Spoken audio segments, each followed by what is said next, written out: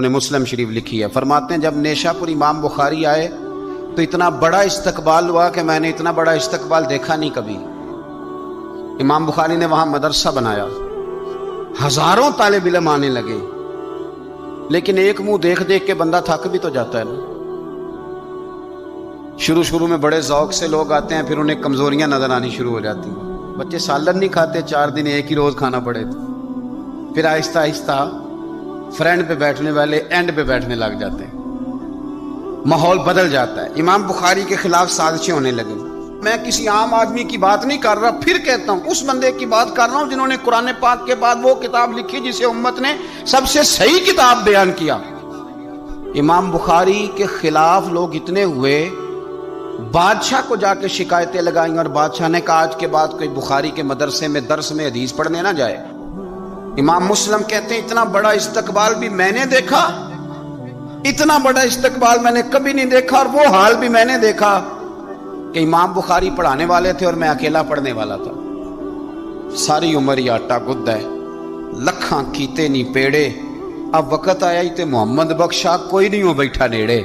کدھر گئے عشق کے دعوے، کدھر گئے وفا کے جذبے، کدھر گئے وہ غلامی کی باتیں، کہاں گئے وہ لوگ جنہوں نے کہا تھا کہ ساتھ جئیں گے ساتھ مریں گے، تا دم آخری وفا کریں گے۔ چلے جاتے ہیں لوگ، معیار بدل جاتا ہے، سوچ بدل جاتی ہے، کہانیاں بنا لیتے ہیں، ذہن بنا لیتے ہیں۔ امام بخاری نے نیشاپور چھوڑ کر ارادہ کیا کہ میں بخارا چلا جاؤں، اپنے شہر۔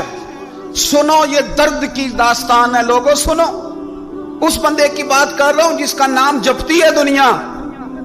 امام بخاری بخارا ہے، پھر بڑا استقبال ہوا، پھر بہت بڑا مدرسہ بن گیا۔ یہ وہ بندہ ہے جن کے بارے میں نبی پاک علیہ السلام فرماتے ہیں اسے میرا سلام کہنا۔ یہ وہ شخص ہے کہ شیخ ابو زید کہتے ہیں میں نے خواب دیکھی تو حضور نے فرمایا مجھے کب تک شافعی کی کتابیں پڑھتے رہو گے، میری کتاب کیوں نہیں پڑھتے؟ یا رسول اللہ صلی اللہ علیہ وسلم میں صدقے جاؤں، قربان جاؤں، میں لفظوں پہ وارد جاؤں، سونے آپ کی کتاب کون سی ہے؟ فرمایا بخاری شریف پڑھا کرو، وہ میری کتاب ہے۔ جن کی لکھی کتاب کو میرے محبوب کہے میری کتاب ہے۔ بخارے میں بڑا استقبال ہوا، لیکن پھر بخارے کے سربراہ نے کہا، سردار نے کہا،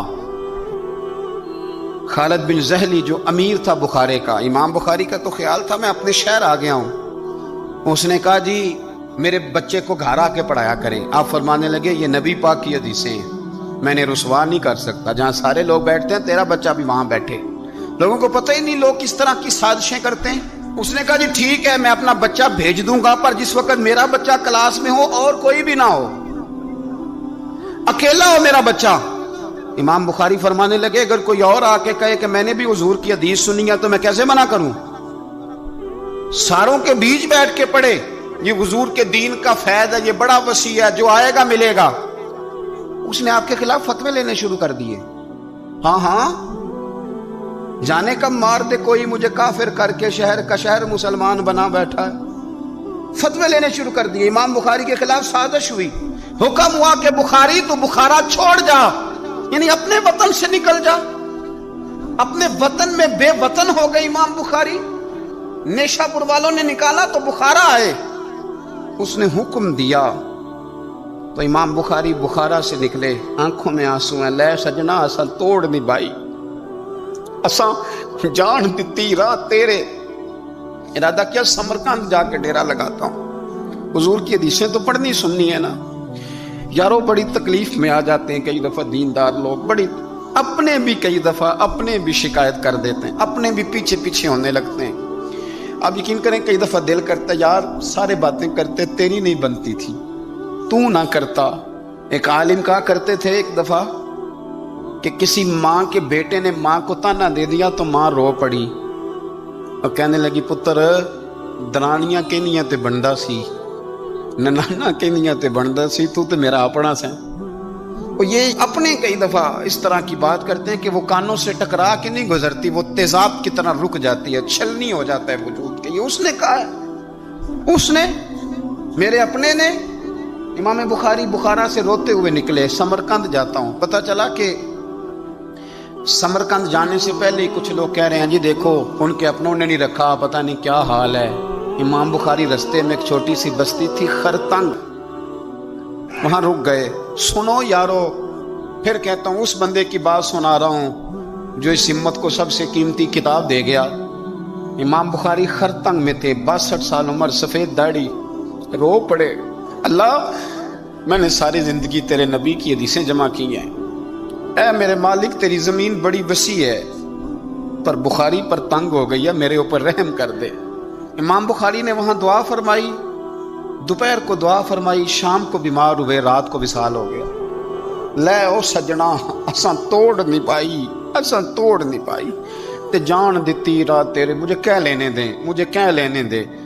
لینے دیں بے قدراں کچھ قدر نہ جاتی، او کیتی خوب تسلی ہو، دنیا دار پجاری زر دے کتیاں دے گل ٹلی ہو، او بک روسن اکھیاں تکیو ویکھ حویلی کلی ہو، تے کوچ نصیر اساں جدوں کیتی پھر پہ جانی تھر تھلی ہو، اور میرے مرنے پہ ہر سو شور مچ جائے گا، دیکھو گے کہنے الوداع سرکار خود تشریف لائیں گے۔ ایک بندہ کہتا میں نے رات کو خواب دیکھا کہ نبی پاک صحابہ سمیت کھڑے ہیں، کسی کا انتظار ہو رہا ہے۔ میں نے عرض کی سونیا میں قربان جاؤں، یہاں کیوں کھڑے ہیں؟ تو فرمایا بخاری آ رہا ہے۔ دنیا والے بھول جائیں پر جن کی بندہ نوکری کرے وہ کیسے بھول جائیں؟ اور ویسے بھی اگر مالک کو پتا ہو نا میرا خادم ٹھیک ہے، مالک اور غلام کا تعلق مضبوط ہو تو دنیا جو مرضی کہتی پھرے۔ میرا آپ سے مشورہ ہے کبھی بھی دین کے لیے کچھ کرو تو بندوں سے نام نیکی کی امید نہ رکھنا، اگر آپ کو اجر لینا ہے تو رب رسول اجر عطا کریں گے۔ وہ شخص کہتا ہے میں نے اٹھ کے صبح پتہ کیا تو وہ وہی وقت تھا جب مجھے حضور کی زیارت ہوئی جس وقت امام بخاری کا انتقال ہو گیا۔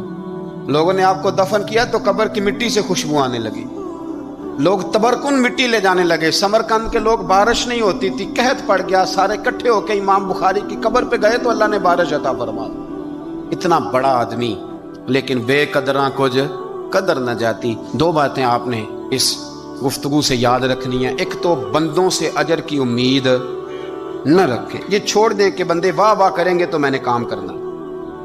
آپ غریب کی مدد بھی کریں، آپ نیکی بھی کریں، آپ خیر بھی کریں، اداروں سے، مسجدوں سے، مدارس سے بھی پیار کریں، لیکن واہ واہ کی توقع بندوں سے، اور اگر رب اور رسول نے ایک دفعہ بھی واہ واہ کر دی نا تو پھر واہ بلے بن جائے گی، پھر کیا بات ہے۔